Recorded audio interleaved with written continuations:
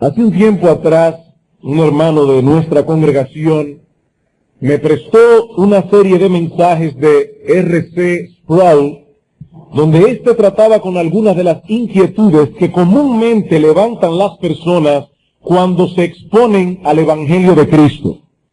Y una de esas inquietudes era la siguiente: ¿qué sucede con aquellos pobres inocentes de África que nunca han escuchado el Evangelio? ¿Se perderán ellos también por no haber creído en Cristo, siendo que muchos de ellos nunca han escuchado hablar acerca del Señor? La respuesta de Sproul fue: nada le sucederá a los pobres inocentes de África, ni a ninguna otra persona inocente del mundo, porque Dios es justo y Él no condenará a los inocentes. Ahora bien, pregunta Sproul, ¿en verdad hay alguna persona inocente en África? ¿O en cualquier otro lugar del planeta? ¿Acaso son inocentes a pesar de sus pecados, solo por el hecho de que nunca han escuchado el Evangelio? ¿Es la ignorancia del Evangelio y de la palabra de Dios una excusa válida para sus pecados? ¿Qué es lo que condena a los hombres? ¿Es el hecho de que rechacen a Cristo luego de haber sido expuestos al mensaje del Evangelio? ¿Es eso lo que condena al hombre? Bueno, si es así, entonces el movimiento misionero no tiene sentido alguno, y aún podríamos pensar que es un movimiento peligroso.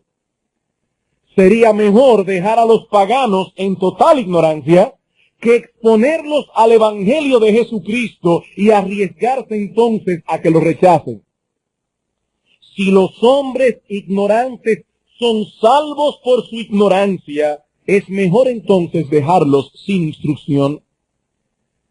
Pero entonces, hermanos y amigos, ¿qué sentido tienen las palabras de nuestro Señor Jesucristo en la gran comisión: id y haced discípulos a todas las naciones?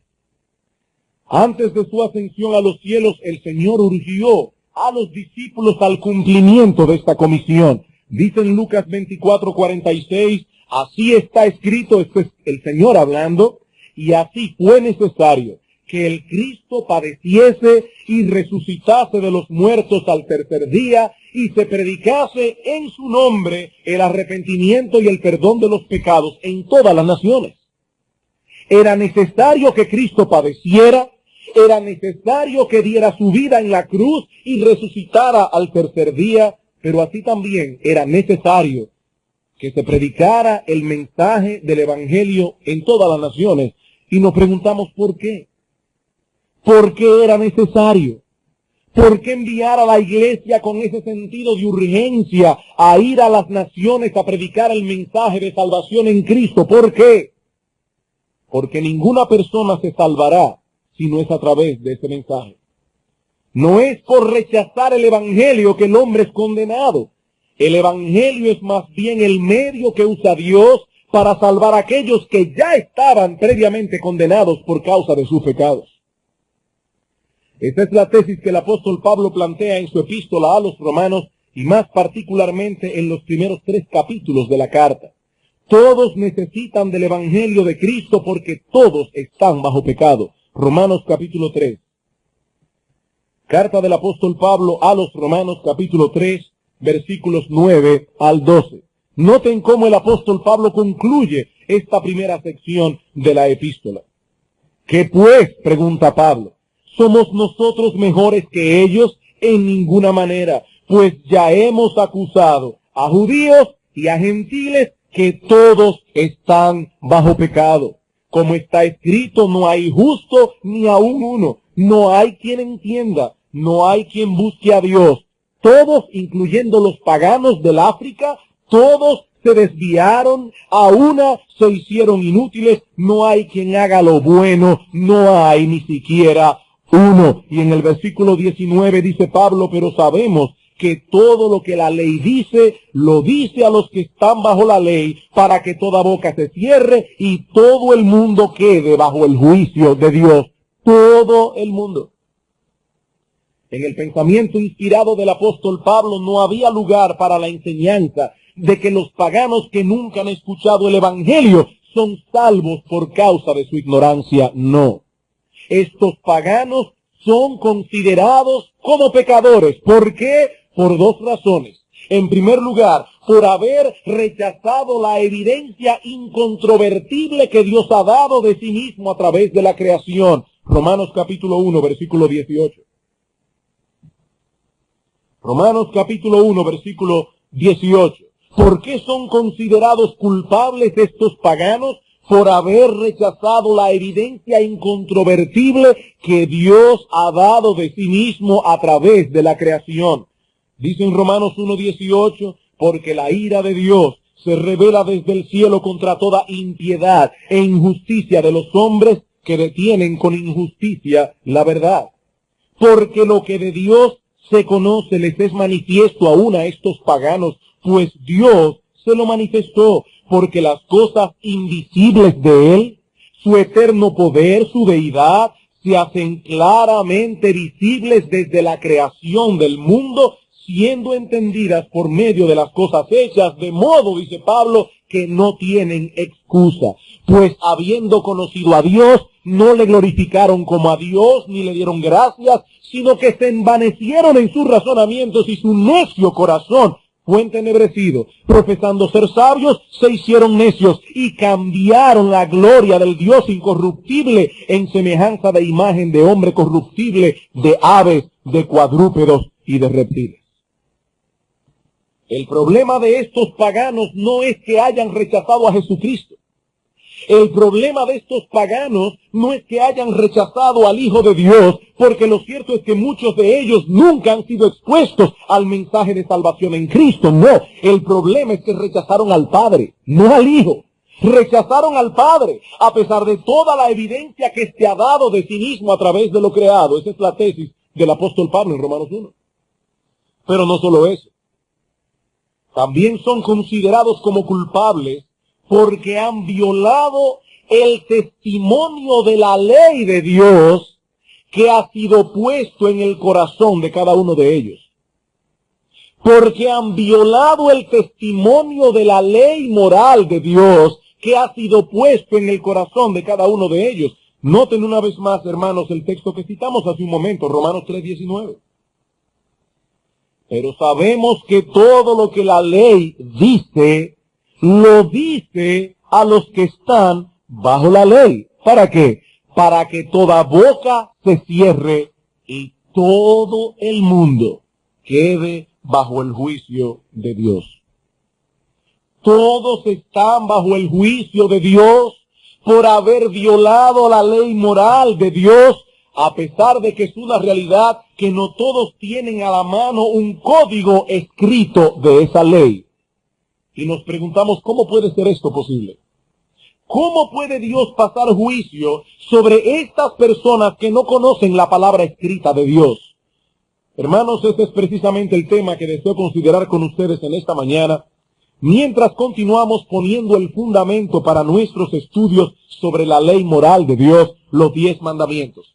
Y el punto que deseo establecer es que antes de que la ley moral fuese promulgada en el monte Sinaí, antes de que esa ley fuese dada por escrito al pueblo de Israel en 2 tablas de piedra por mano de Moisés, el testimonio de esta ley había sido colocado en el interior de todo hombre. Y por lo tanto, nadie es inocente al violar los requerimientos de esa ley. Eso es lo que yo intento demostrar en esta mañana. Los autores de nuestra confesión de fe, la Confesión de Fe de Londres, dicen lo siguiente al respecto. Dios dio a Adán una ley escrita en su corazón que demandaba su completa obediencia. Adán fue creado originalmente en su período de inocencia con la ley de Dios escrita en su corazón. Y esa ley demandaba su completa obediencia. Y más adelante añaden, la misma ley que primeramente fue escrita en el corazón del hombre, es decir, de Adán, continuaba siendo una regla perfecta de rectitud aún después que Adán cayó en pecado. No quedó anulada allí.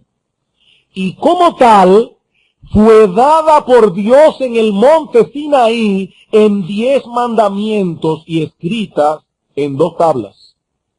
En otras palabras, hermanos, lo que los autores de la confesión de fe están diciendo es que existe una continuidad de contenido, una relación orgánica entre la ley que Dios escribió en el corazón de Adán el día en que fue creado y aquella ley moral que Dios escribió sobre 2 tablas de piedra miles de años después, 2000 años después más o menos, y que entregó a Moisés en el monte Sinaí. Hay una relación de contenido, una relación orgánica entre esta ley que fue puesta en el corazón de Adán y luego puesta por escrito en el monte Sinaí.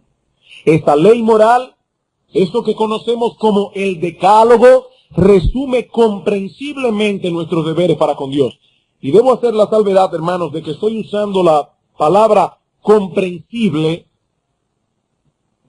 quizás como se escribía en el español antiguo con una H intercalada y se entendería mejor. Estoy usando la palabra comprensible. No en el sentido de que se puede entender algo, sino más bien con la acepción de abarcar completamente un asunto. Cuando digo que la ley moral comprende todos los deberes morales, es que encierra todos los deberes morales que Dios requiere del hombre. Ahora, esta ley moral no entró en vigencia en el monte Sinaí cuando fue codificada y puesta por escrito por el dedo de Dios en 2 tablas de piedra, ni concluyó cuando nuestro Señor Jesucristo murió en la cruz del Calvario por nuestra redención. Esta ley moral entró en vigencia en el mismo momento en que el hombre fue creado como un ser moral y seguirá siendo el resumen de lo que Dios requiere del hombre como criatura mientras Dios sea Dios y mientras el hombre sea hombre. Y repito, eso es lo que intentaré demostrar en esta mañana y lo haremos bajo 2 encabezados. En primer lugar, veremos esta doctrina evidenciada implícitamente a través de la historia bíblica, y en segundo lugar veremos esta doctrina confirmada explícitamente por la enseñanza del Nuevo Testamento. Veamos entonces en primer lugar la doctrina evidenciada implícitamente en la historia bíblica. Si nuestra doctrina es correcta, si es verdad que el hombre poseía en su corazón un testimonio de la ley moral de Dios, aún antes de que ésta fuera puesta por escrito en el monte Sinaí, si eso es verdad, es lógico esperar que encontraremos indicios de la influencia de esa ley en los hombres antes de ese período histórico, durante la era de los patriarcas. Deberíamos encontrar en los hombres, antes de Éxodo 20, hermanos, antes del Sinaí, un entendimiento claro de que existe el mal y existe el bien. Un entendimiento claro de que el mal debe ser castigado y el bien debe ser alabado y alentado. Deberíamos encontrar evidencia en la historia bíblica de ese período patriarcal de que las violaciones cometidas en contra de la ley moral de Dios fueron consideradas en ese momento como pecado. Cosa que no hubiese podido ser si la ley moral de Dios no hubiese estado vigente en ese tiempo. Espero que el Señor me esté ayudando a explicar esto porque estamos entrando en cosas medio complicadas.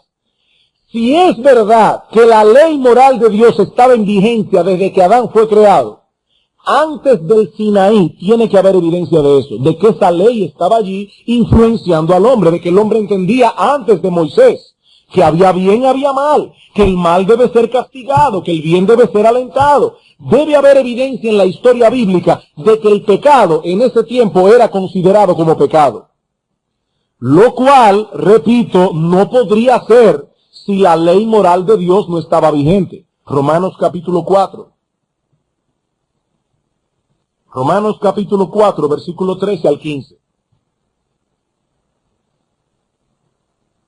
Dice Pablo, porque no por la ley fue dada a Abraham o a su descendencia la promesa de que sería heredero del mundo, sino por la justicia de la fe. porque si los que son de la ley son los herederos, van a resultar la fe y anulada la promesa. Pues la ley produce ira. Hermanos, esa declaración es muy importante. Pablo está diciendo aquí, lejos de proveer salvación al hombre, la ley más bien los coloca bajo la condenación de Dios. Hace del hombre un objeto de la ira de Dios. Es en ese sentido que la ley produce ira. La ley produce la ira de Dios. Por eso no somos salvos por guardar los mandamientos, sino que somos salvos por medio de la fe. Pero el punto al que deseo llamar vuestra atención es al final del versículo 15. Pues la ley produce ira, pero donde no hay ley, tampoco hay transgresión. Donde no hay ley, tampoco hay transgresión. Nadie puede acusarme a mí de haber violado un mandamiento que no existe. Donde no hay ley, no hay transgresión. Si no hay ley, el pecado no existe. Si no hay ley, no hay transgresión de la ley. Obviamente, es algo lógico. Romanos capítulo 5, versículo 13. Pues antes de la ley había pecado en el mundo. Pero Pablo repite, pero donde no hay ley no se inculpa de pecado. Donde no hay ley, el pecado no existe. Si la ley moral de Dios no estaba en vigor antes del Sinaí, nadie podía ser acusado de pecado durante ese periodo. Pero Pablo dice que antes de la ley, antes de que fuese codificada y puesta por escrito la ley moral, esa es la idea en el contexto de Romanos, había pecado en el mundo y el pecado en ese período patriarcal era considerado como pecado. Así vemos en la historia bíblica que Faraón fue juzgado y castigado por Dios a través de las plagas que cayeron sobre Egipto por haber violado los primeros 3 mandamientos. Los primeros 3 mandamientos del Decálogo, Faraón los violó y fue castigado. ¿Fue castigado por qué? Por haber tenido otros dioses, por haber adorado con una adoración falsa y por haber blasfemado el nombre de Dios. Violó los primeros 3 mandamientos del Decálogo y Dios lo castigó. El pueblo de Israel fue amonestado severamente por haber violado el 4º mandamiento. Por haber violado el mandamiento concerniente al día de reposo antes de Éxodo 20. Éxodo capítulo 16. Éxodo capítulo 16. El 4º mandamiento, hermanos, se ordena que debemos trabajar en 6 días y apartar el 7º para adorar a Dios. Ese mandamiento estaba en vigor antes del Sinaí. Éxodo capítulo 16, versículo 27 al 29. Y aconteció que algunos del pueblo salieron en el 7º día a recoger maná, es la idea, y no hallaron. Y Jehová dijo a Moisés, ¿hasta cuándo no querréis guardar mis mandamientos y mis leyes? Mirad que Jehová os dio el día de reposo, y por eso en el 6º día os da pan para 2 días. Estése pues cada uno en su lugar, y nadie salga de él en el 7º día. Hermanos, ese mandamiento estaba en vigor antes del Sinaí, el 4º mandamiento. Cuando Cam, el hijo de Noé, violó el 5º mandamiento, honra a tu padre y a tu madre, cuando deshonró a su padre, su descendencia fue maldita, según Génesis capítulo 9, versículos 18 al 29. Caín fue castigado severamente por haber violado el 6º mandamiento, no matarás, y por haber violado el 9º mandamiento, no mentirás. Asesinó a su hermano y luego le mintió a Dios al decirle que él no sabía dónde estaba Abel. Sodoma y Gomorra fueron destruidas por haber violado el 7º mandamiento, que prohíbe todo tipo de relación sexual ilícita, según Génesis capítulo 19, versículos 24 al 25. Y noten el comentario que hace Judas de este incidente en el Nuevo Testamento. Epístola de Judas, versículos 6 y 7. Epístola de Judas, único capítulo, versículos 6 y 7. Y a los ángeles que no guardaron su dignidad, sino que abandonaron su propia morada, los ha guardado bajo oscuridad en prisiones eternas para el juicio del gran día. como Sodoma y Gomorra y las ciudades vecinas, las cuales de la misma manera que aquellos, habiendo fornicado e ido en pos de vicios contra naturaleza, fueron puestas, por ejemplo, sufriendo el castigo del fuego eterno. Fueron castigadas, dice Judas, por haber fornicado. La fornicación antes del Sinaí era considerada como pecado porque era una violación al séptimo mandamiento. En Génesis capítulo 31, versículos 19 al 32, se nos narra cómo Raquel violó el octavo mandamiento al haber hurtado los ídolos de su padre, acción que Jacob juzgó como digna de muerte. Jacob no sabía que su propia esposa era la culpable, pero noten, hermanos y amigos, que Jacob tenía la conciencia de que el robo era un pecado. Jacob tenía la conciencia de que ese pecado era digno de muerte. Abimelech violó el 10º mandamiento al codiciar a la esposa de Abraham. ¿Y qué pasó? No solo fue aterrorizado por Dios, sino que dice la Biblia en Génesis capítulo 20 que vino esterilidad a las mujeres de su casa por causa de ese pecado. Cada uno de estos ejemplos que hemos citado, si créanme hermanos, podríamos citar muchos más, pero cada uno de estos ejemplos revela incontrovertiblemente que estos hombres que vivieron antes del Sinaí, durante la era patriarcal, entendían que las violaciones a la ley moral eran pecaminosas y que Dios las consideraba dignas de castigo. Como dice Pablo en Romanos 5:13, antes de la ley había pecado en el mundo. Había pecado en el mundo. Los hombres fueron dotados de una conciencia en el mismo momento en que fueron creados. Por eso no existe una sociedad, por primitiva que sea, que no posea ese sentido de lo moral, que los lleva a considerar algunas acciones como buenas y otras como malas, a pesar de que tienen el entendimiento entenebrecido, y por eso no tienen un entendimiento cabal y completo de lo bueno y de lo malo. Pero tienen ese sentido de lo moral. Los hombres que vivieron antes del Sinaí, sin haber tenido en sus manos un ejemplar de los 10 mandamientos, sabían que existía tal cosa como el pecado. Y sabían que el pecado debía ser castigado de algún modo. Ahora pregunta, ¿cómo lo sabían? Porque Dios colocó ese testimonio en el interior de todo hombre desde el mismo momento en que el hombre fue creado. De no haber sido así, repito lo que decía hace un rato, no hubiese habido conciencia de pecado en el hombre, ni hubiese podido Dios juzgar las acciones pecaminosas de ellos. Dios no hubiese podido castigar el pecado. ¿Por qué? Porque donde no hay ley, tampoco hay transgresión. Donde no hay ley, no se inculpa de pecado. Habiendo visto entonces la doctrina evidenciada implícitamente a través de la historia bíblica, veamos ahora en segundo lugar la doctrina confirmada explícitamente por la enseñanza del Nuevo Testamento. La doctrina confirmada explícitamente por la enseñanza del Nuevo Testamento. Y hay dos textos bíblicos que deseo considerar con ustedes en esta mañana. Dos textos claves del Nuevo Testamento, ambos en la epístola a los romanos. Pero, queridos hermanos y amigos, antes de considerar estos pasajes, quisiera hacer hincapié en el hecho de que se encuentran en una epístola que el apóstol Pablo escribió a una iglesia que se congregaba en la ciudad de Roma. Una iglesia en la que probablemente había hombres muy instruidos y otros que no lo eran. Donde algunos tenían tal vez muchos años en la fe y otros eran nuevos creyentes. Una iglesia donde habían personas adultas, incluso tal vez hasta de edad avanzada, y se congregaban también jóvenes y niños.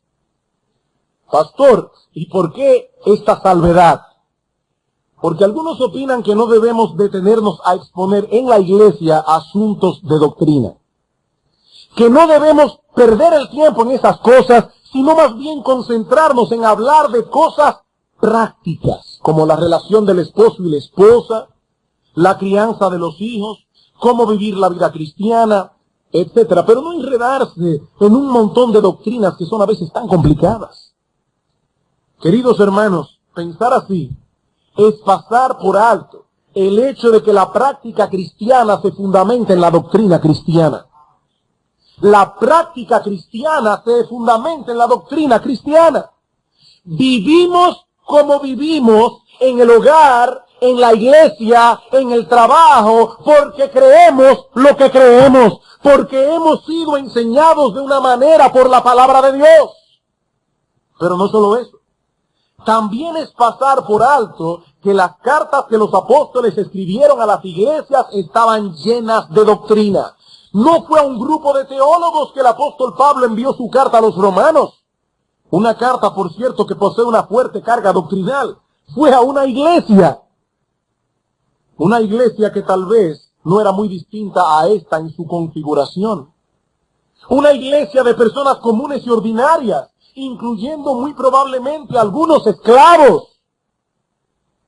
Pero aún así Pablo entendía que ellos debían hacer un esfuerzo mental en dependencia del Espíritu Santo por comprender estas doctrinas de la palabra de Dios.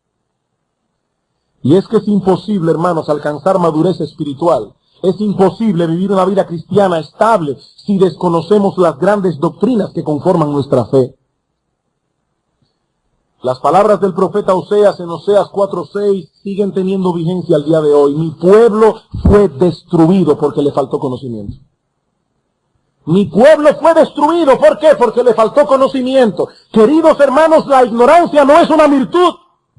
Todo cristiano debe esforzarse por poseer una comprensión cada vez más profunda de las verdades esenciales del Evangelio. Cada cual hasta donde Dios se lo permita. Y nosotros los pastores debemos contribuir en ese proceso. De ahí el consejo de Pablo a Timoteo en 2 Timoteo 4, Timoteo, que prediques la palabra, que instes a tiempo y fuera de tiempo, reprende, redarguye con toda paciencia y doctrina. Con toda paciencia y doctrina, 2 Timoteo 4, 1 al 3. Nosotros también entonces, amados hermanos, debemos exponer estas doctrinas en la iglesia y debemos esperar que cada miembro de esta congregación será responsable en hacer el esfuerzo de comprender estas cosas, amparado en la gracia de Dios y la iluminación de su Santo Espíritu.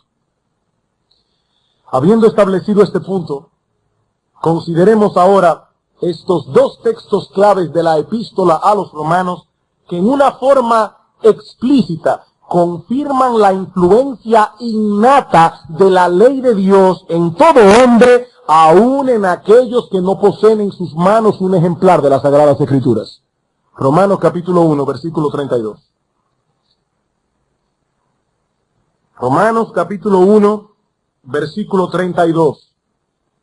Dice Pablo: quienes habiendo entendido el juicio de Dios, y también podemos traducir esta palabra, las ordenanzas de Dios, o el decreto de Dios, como lo traduce la versión de las Américas, quienes habiendo entendido el juicio, las ordenanzas o decreto de Dios, que los que practican tales cosas son dignos de muerte, no solo las hacen, sino que también se complacen con los que las practican.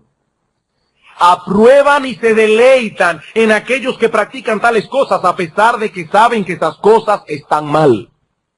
Ahora bien, esto trae a colación una pregunta. ¿Cómo saben estos hombres que esas acciones cometidas en contra de la ley moral de Dios, en contra de los 10 mandamientos, son pecaminosas? ¿Cómo saben que esas cosas son condenables? El apóstol Pablo responde esta pregunta en el capítulo 2, el segundo texto clave que deseo considerar con ustedes en esta mañana. Romanos capítulo 2, versículos 14 y 15.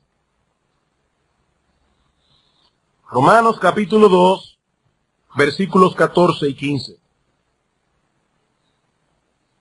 Porque cuando los gentiles que no tienen ley hacen por naturaleza lo que es de la ley, estos, aunque no tengan ley, son ley para sí mismos, mostrando la obra de la ley escrita en sus corazones, dando testimonio su conciencia y acusándoles o defendiéndoles sus razonamientos.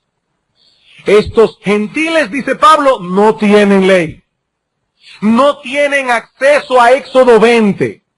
No tienen acceso a Deuteronomio capítulo 5 para leer allí los 10 mandamientos, tal como fueron codificados y puestos por escrito en el Sinaí. Ellos no tienen esto y sin embargo estos mismos hombres hacen por naturaleza lo que es de la ley.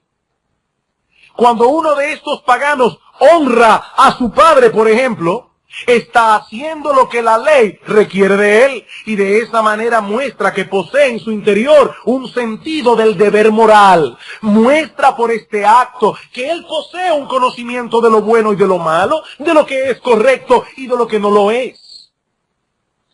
Y aunque no posea por naturaleza un conocimiento perfecto de lo que la ley manda y de lo que la ley ordena, él hace por naturaleza algunas de las mismas cosas que la ley requiere. Y evita por naturaleza algunas cosas que la ley prohíbe.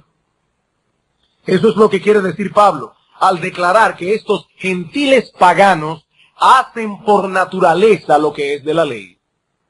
Ellos no poseen un ejemplar escrito de la ley. Pero aún en las sociedades más primitivas se condena el homicidio. En las sociedades más primitivas se condena el robo. Se condena el adulterio, incluyendo, hermanos, sociedades donde la poligamia es permitida. Pero ese hombre cuida a sus 5 mujeres y no permite que el vecino se vaya con una de ellas. Ellos entienden, a pesar de que no tienen una comprensión clara del matrimonio, ellos entienden la santidad del vínculo matrimonial y entienden que toda violación a ese vínculo sagrado debe ser castigado. Ahora bien, el punto que Pablo establece en el texto es que esta reacción de los paganos no es el resultado de la educación o de alguna presión o influencia externa. Pablo dice que ellos hacen eso por naturaleza. ¿Y eso qué significa? Escuché a alguien explicar esto de una manera bien simple y es mi interés en esta mañana que aún los niños en medio nuestro puedan comprender lo que significa hacer una cosa por naturaleza. Hay ciertas cosas que nosotros hacemos porque hemos aprendido a hacerlas. Porque alguien se ha tomado la molestia y el tiempo de enseñarlas. Niños, ¿por qué sus padres los han inscrito en un colegio? Ya sea en el Colegio Cristiano Logos o en cualquier otro colegio. ¿Por qué? Porque nadie nace sabiendo leer y escribir. Porque quisiéramos que fuera así, pero no es así. Nadie nace sabiendo sumar y restar. Eso tiene que ser aprendido. Eso no es algo que nosotros traemos por nacimiento. Pero hay muchas otras cosas que nosotros hacemos por naturaleza, sin que nadie nos haya enseñado a hacerlas. Por ejemplo, cuando un niño nace, ¿qué es lo primero que hace el niño? Ese niño comienza a llorar. A berrear, yo diría, llorar. Pero lo cierto es que el doctor, el pediatra o el obstetra no tuvo que sentarse con el bebé recién nacido a enseñarle cómo puede hacer esto. Él no tuvo que comenzar a explicarle cómo hacer uso de sus pulmones para sacar aire a través de las cuerdas vocales y así producir ese ruido estridente que nosotros llamamos grito. No. Eso es algo que el niño hace por naturaleza. Y de igual modo, cuando ese niño recién nacido es colocado en el pecho de la madre, ese niño comienza a succionar de inmediato.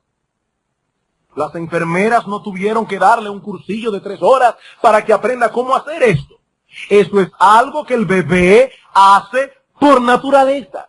Ese mismo niño comenzará a crecer. Ese mismo niño aprenderá una serie de cosas, aprenderá a leer, a escribir, a sumar, a restar, aprenderá a decir gracias, aprenderá a decir por favor, con permiso, pero no tuvo que aprender ninguna de aquellas otras cosas. Las hizo por naturaleza. Bueno, Pablo dice en este texto que los gentiles hacen naturalmente muchas cosas que la ley moral de Dios requiere. Porque ellos entienden que eso es lo correcto. Porque ellos entienden que hacer lo contrario sería incorrecto y condenable.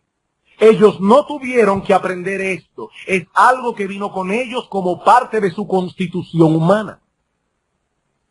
De paso, el texto que tocaba hoy en nuestra lectura continuada del Nuevo Testamento ilustra perfectamente esta verdad. Hechos capítulo 28.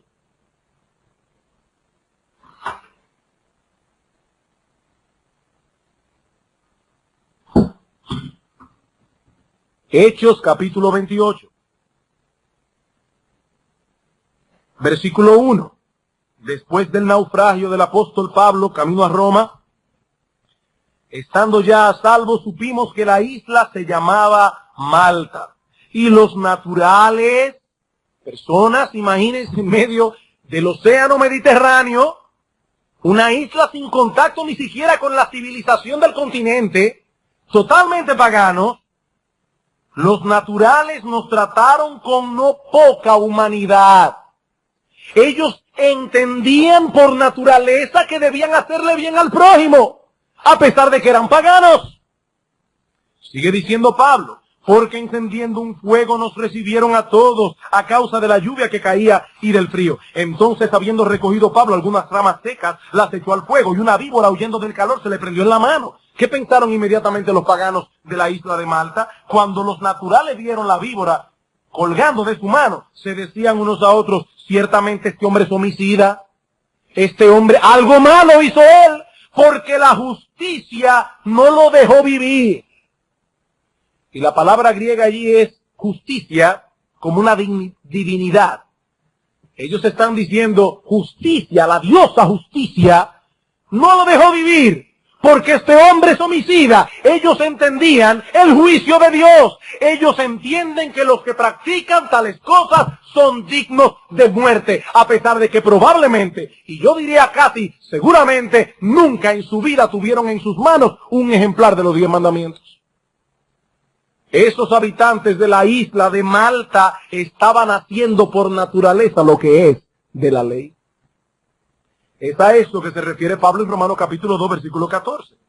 Porque cuando los gentiles que no tienen ley hacen por naturaleza lo que es de la ley, estos, aunque no tengan ley, son ley para sí mismos. Ellos no pueden escapar al hecho de que dentro de sí mismos llevan consigo ese sentido de lo moral. Ese sentido de lo justo y de lo injusto, lo correcto y lo incorrecto. Por razón de aquello que ha sido implantado en su interior por naturaleza, son confrontados por ellos mismos con la ley de Dios. Versículo 15. Mostrando la obra de la ley escrita en sus corazones, dando testimonio su conciencia y acusándoles o defendiéndoles sus razonamientos. Esa obra de la ley de la que Pablo habla aquí es precisamente ese sentido de lo moral que el hombre posee en una forma innata y que muchas veces lo lleva a actuar en consonancia con la ley moral de Dios, con los 10 mandamientos. Por eso, hermanos, los impíos también muestran en ocasiones bondad para con los necesitados, preocupación real por su familia, indignación cuando se comete una injusticia. Y al hacer todas estas cosas muestran la obra de la ley escrita en sus corazones. Y cuando lo hacen así, ¿qué sucede? Sus conciencias aprueban sus acciones, bien hecho. Y cuando lo hacen al revés, sus conciencias los condena. Por eso dice Pablo, dando testimonio su conciencia, acusándoles o defendiéndoles sus razonamientos. Conclusión, hermanos, los gentiles paganos no son inocentes cuando pecan. No son inocentes.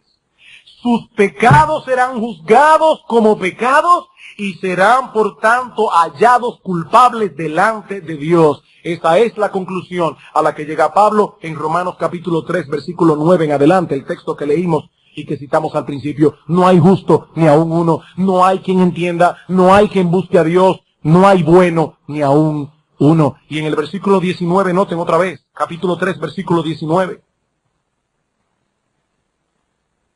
Pero sabemos que todo lo que la ley dice, lo dice a los que están bajo la ley, para que toda boca se cierre y todo el mundo quede bajo el juicio de Dios. Hermanos, ¿quiénes son estos que están bajo la ley en este caso? ¿Quiénes son estos que están bajo la ley según el contexto de este pasaje? Hermanos, en este caso es obvio que Pablo está incluyendo al mundo entero. Dios no tiene una ley moral para el gentil y otra ley moral para el judío. Pablo dice aquí, todos están bajo la ley para que toda boca se cierre, judío y gentil, y todo el mundo quede bajo el juicio de Dios. La ley moral de Dios es relevante para todo hombre, obliga a todo hombre, y por lo tanto toda transgresión a dicha ley será juzgada en aquel día. Y ahora yo me pregunto, y con esto concluimos, hermanos, ¿qué aprendemos de todo esto? ¿Qué aplicaciones prácticas podemos derivar de esta enseñanza que hemos impartido hoy? Y recuerden que no hemos comenzado a construir el edificio. Estamos solo poniendo el fundamento, para luego entrar a estudiar los 10 mandamientos. Pero hermanos, esto es trascendental. Si no vemos estas cosas, no vamos a entender por qué esos mandamientos son relevantes para mí. ¿Qué aprendemos de todo esto? Bueno, en primer lugar, aprendemos que los requerimientos de la ley moral de Dios obligan a todos los hombres de todas las épocas y de todo lugar.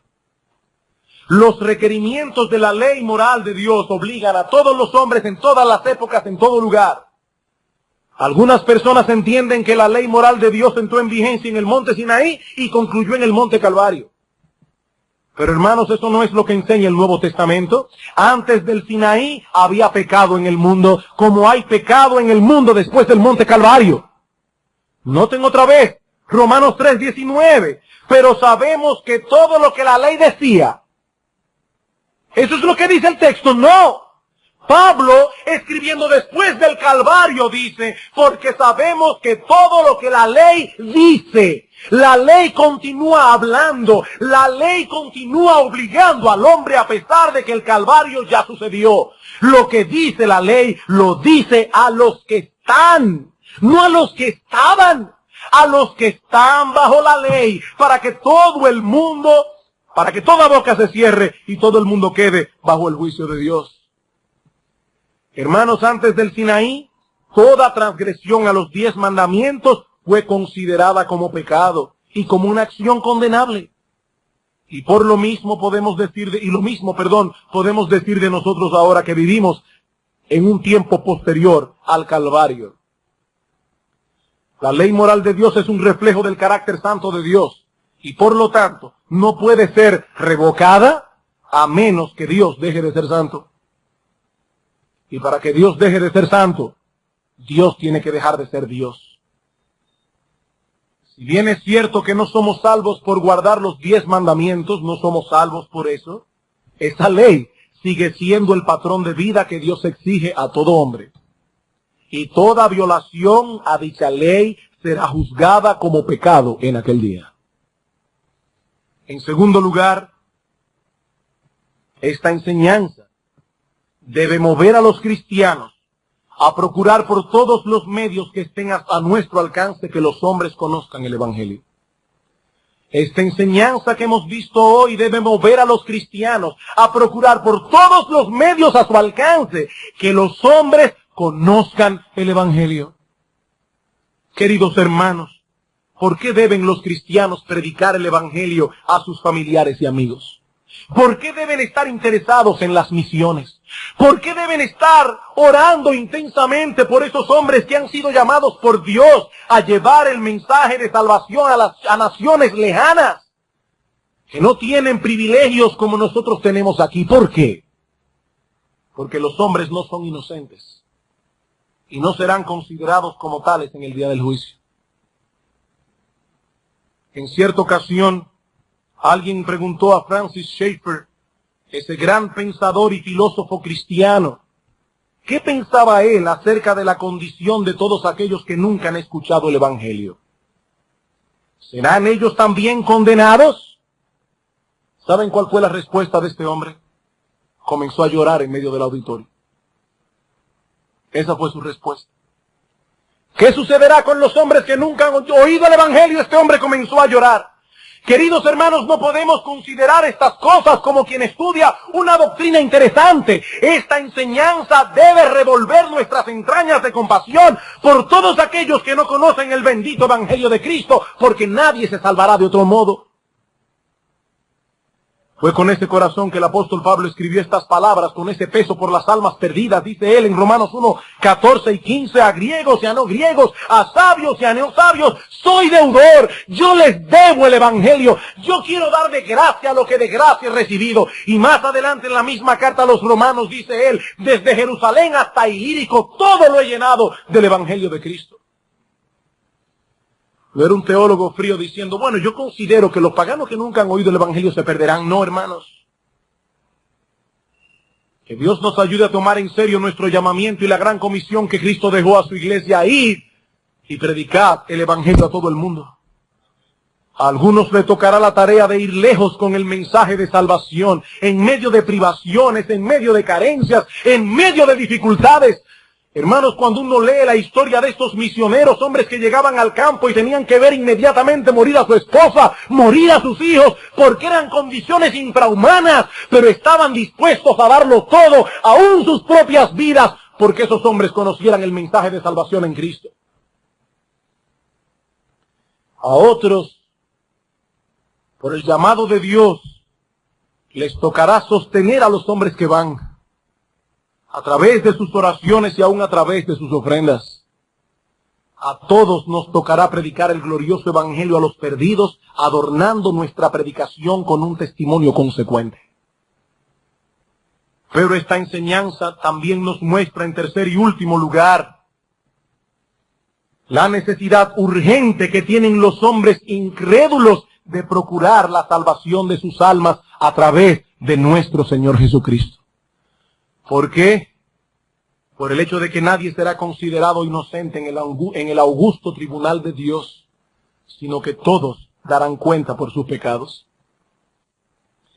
Mi amigo, en esta mañana hemos estado hablando de aquellos paganos que nunca han escuchado el Evangelio, pero ¿qué puedes decir de ti? ¿Qué puedes decir de ti mismo, joven? ¿Algunos de ustedes han oído hablar de los 10 mandamientos desde que comenzaron a mamar la leche de su madre? ¿Qué puedes decir acerca de ti? ¿Tú también posees la obra de la ley escrita en tu corazón? ¿Tú también posees una conciencia que en múltiples ocasiones te ha acusado de pecado? ¿Tú también viniste al mundo con un sentido de lo moral, de lo bueno y de lo malo, de lo justo y de lo injusto? Y tú también has actuado en incontables ocasiones en contra de ese conocimiento innato que posees. Oh mi amigo, ¿piensas tú que podrás evadir el juicio de Dios? ¿Piensas tú que podrás evadir el veredicto de culpabilidad? No podrás. De ningún modo podrás escapar del juicio de Dios en aquel día cuando tengas que dar cuentas por todas y cada una de las veces que violaste los 10 mandamientos. Allí darás cuenta por no haber adorado al único y verdadero Dios. Allí darás cuenta por todas y cada una de las veces que tomaste el nombre de Dios en vano. Cada vez que dijiste, ¡ay Dios mío!, darás cuenta por eso.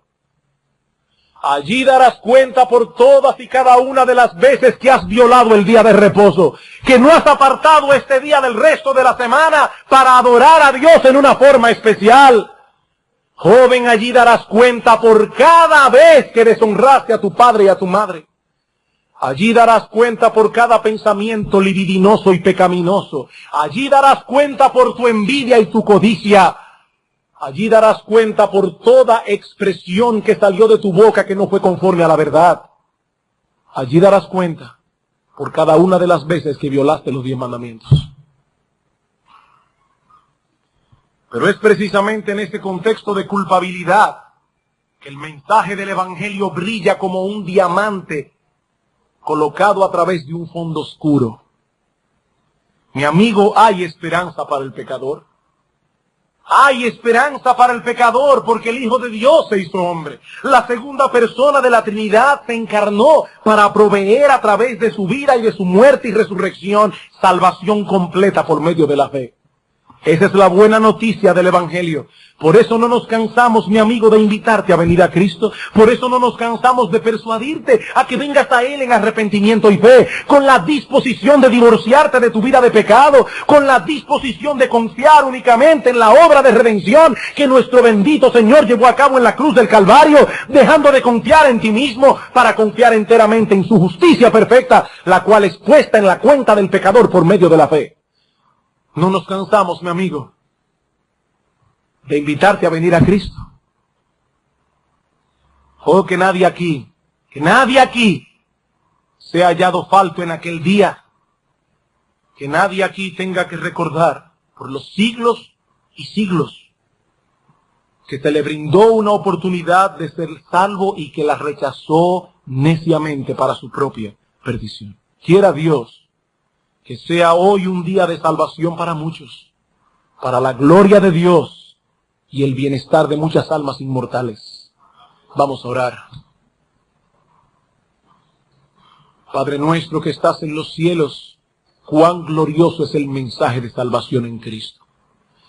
Padre, cuando nosotros escuchamos la buena nueva de salvación, que el Hijo de Dios vino al mundo a morir por nuestros pecados, cuando nosotros escuchamos oír hablar de las buenas nuevas de salvación en Cristo, cuando primero entendemos y conocemos de nuestra propia condenación y perdición, oh Dios, el Evangelio de Jesucristo suena como una melodía celestial en nuestros oídos. Padre, alabamos y bendecimos tu nombre por ese Evangelio. Y ahora te pedimos, oh bendito Señor, que tú apliques con poder este Evangelio en el corazón de los pecadores en esta mañana. Oh Padre, sabemos que tu brazo no se ha cortado para salvar. Te suplicamos, oh Dios, que tú demuestres que ese brazo poderoso tuyo sigue salvando almas. Oh Dios, salva a algunos en esta hora. Te lo suplicamos en el nombre de nuestro Señor Jesucristo. Amén.